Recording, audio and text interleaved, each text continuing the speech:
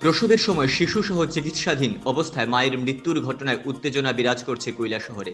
পরিবারের অসচেতনতা নাকি চিকিৎসার গাফিলতি সে নিয়ে চলছে অভিযোগ পাল্টা অভিযোগ। বেদনাদায়ক এই ঘটনা সম্পর্কে রোগীর নিকট আত্মীয় জানায় যে রমিনা বেগম নামে গর্ভবতী মহিলাকে ২৬ জুন কৈলাসহর রাজীব গান্ধী মেমোরিয়াল মহকুমা হাসপাতালে ভর্তি করানো হয়। রাত ১:৩০ নাগাদ নার্সরা গর্ভবতী মহিলাকে লেবার রুমে নিয়ে যাওয়ার পর মহিলা মৃত শিশুর জন্ম দেয়। পরবর্তী সময়ে মহিলার অবস্থা সংকটজনক হওয়ায় চিকিৎসকরা জেলা হাসপাতালে রেফার করে। জেলা হাসপাতালে চিকিৎসকরা অনেক চেষ্টার পরও মহিলাকে বাঁচাতে পারেনি।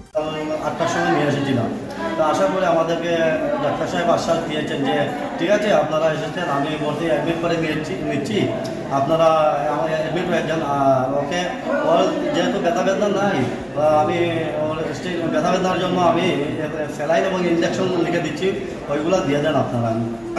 তো ডাক্তারবাবু তো সঙ্গে সঙ্গে আমরা ওষুধ সব কিছু আনলাম, দিয়ে দিলাম। দেওয়ার পরে রাত্রে 12টার সময় আমাদের যিনি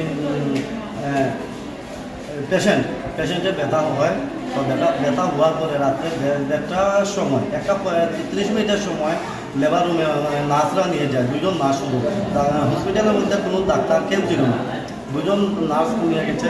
নেওয়ার পরে রাত্রে 1:30টার সময় ওকে লেবার রুমে ঢুকানো হয়েছিল। রাত্রে ভোর 4টার সময় ওকে আমাকে বলে ওরা যে ওর বাচ্চাটা মারা গিয়েছে।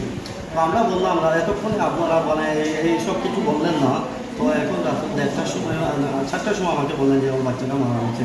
ঠিক আছে, এই নিয়ে ডাক্তারবাবুকে আমি জিজ্ঞেস ফোন করার পরে উনি আসেন।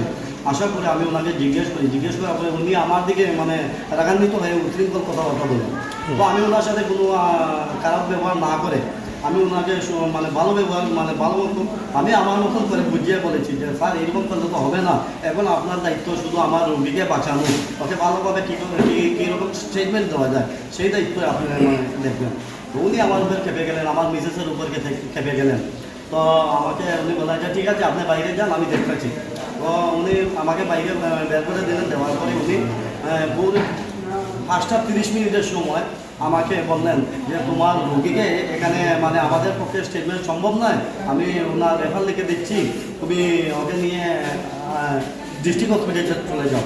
তো আমি ডাক্তারবাবুর কথায় তাড়াতাড়ি আমরা অ্যাম্বুলেন্সের সাথে কথা বলি। তো তৎকালীন আমরা অ্যাম্বুলেন্স নিয়ে আমরা ডিস্ট্রিক্ট হসপিটালে আসি। ডাক্তারবাবু আমাদেরকে রেফার দিয়েছেন। তো উনি ওনার রেফারের কাগজ নিয়ে আমরা ডিস্ট্রিক্ট হসপিটালে আসি। তো উনি আমাদেরকে রেফার দেওয়ার পরে আমরা তৎক্ষণাৎ আমরা ছুটে চলে আসি ডিস্ট্রিক্ট হসপিটালে আসার পরে ওনারা এখানে যেনারা কর্তব্যরত ডাক্তাররা ছিলেন ওনারা আক্রান্ত চেষ্টা করেছেন রোগীকে কী করে সারিয়ে তোলা যায়, কিন্তু ওনাদের চেষ্টা ব্যর্থ গিয়েছে। এবং ওনারা শেষমেশ আমাকে আশ্বাস দিলেন যে আপনার রোগী ওইখানেই একদম শেষ হয়ে গেছে, শেষ হওয়ার পরে আমাদের কাছে হ্যান্ড ওভার করেছে।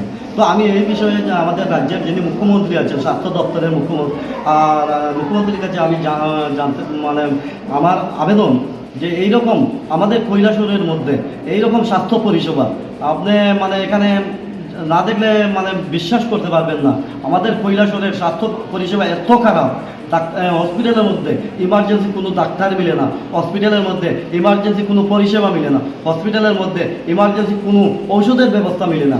রাত্রে আমি এই 4টার সময় কোনো দোকান খোলা নেই, ফার্মেসি খোলা নেই, আমি যে একটা ইমার্জেন্সি ঔষধ নিয়ে আসবো এই ঔষধের জন্য এবং এই ব্লাডের জন্য আজকে আমার রুগী মারা গেছে, রুগী এবং রুগীর বাচ্চা মারা গেছে, মা বাচ্চা দুজনেই মারা গেছে। বাচ্চাটা তো আরজিএম হসপিটালে মারা গেছে আর মা ডিস্ট্রিক্ট হসপিটালে আসার পরে মারা গেছে।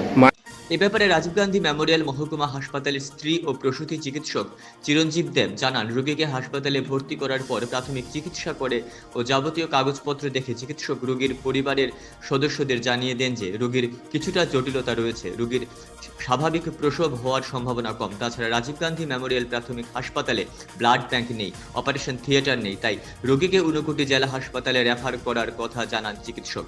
রোগীর পরিবারের সদস্যরা রোগীকে জেলা হাসপাতালে নিতে অনীহা প্রকাশ করেন। গর্ভবতী মহিলাকে বিগত 9 মাসের মধ্যে মাত্র 2 বার চিকিৎসকের পরামর্শ নিয়েছে।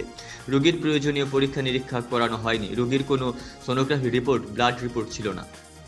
একটা পেশেন্ট রুবিনা বেগম 23 বছর, সে কালকে দুপুরবেলার দিকে আমাদের আরজিএমে একটু ব্যথা নিয়ে আসে। তার অ্যাকচুয়ালি ডেটও ওভার হয়ে গিয়েছিল আর রেগুলার অ্যান্টিনেটাল ফলো আপও ছিল না। তো সে যখন ব্যথা নিয়ে আসে তখন আমি দেখলাম যে একটু বেবিটার নর্মাল ডেলিভারির সম্ভাবনাটা কম। তো আমি তাদেরকে কাউন্সিলিং করলাম যে আমাদের আরজিএমে তো ওটিরও ব্যবস্থা নাই, ব্লাড ব্যাঙ্কও নাই, তোমরা যদি বেটার চিকিৎসা চাও আমরা ডিস্ট্রিক্ট হসপিটালে তোমাদেরকে রেফার করে দিতে পারি।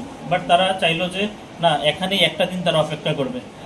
তো আমরা তাদের কথা মতোই আমরা তার চিকিৎসা শুরু করলাম। আর রাত্রেবেলা প্রায় 3টা সাড়ে 3টার দিকে সে একটা ওই মেয়ে বাচ্চার জন্ম দিল।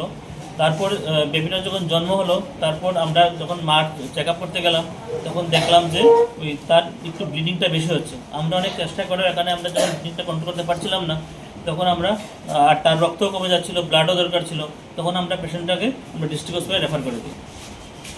না, সে তার রেগুলার এন্টিনাটাল যেটা প্রেগনেন্সির আগে যেটা চেক আপ থাকে রেগুলার ছিল না। সে এন্টায়ার 9 মাসে শুধু দুবারই মানে ওই চেক আপের জন্য এসেছিলো, তার কাছে রেকর্ড ছিল।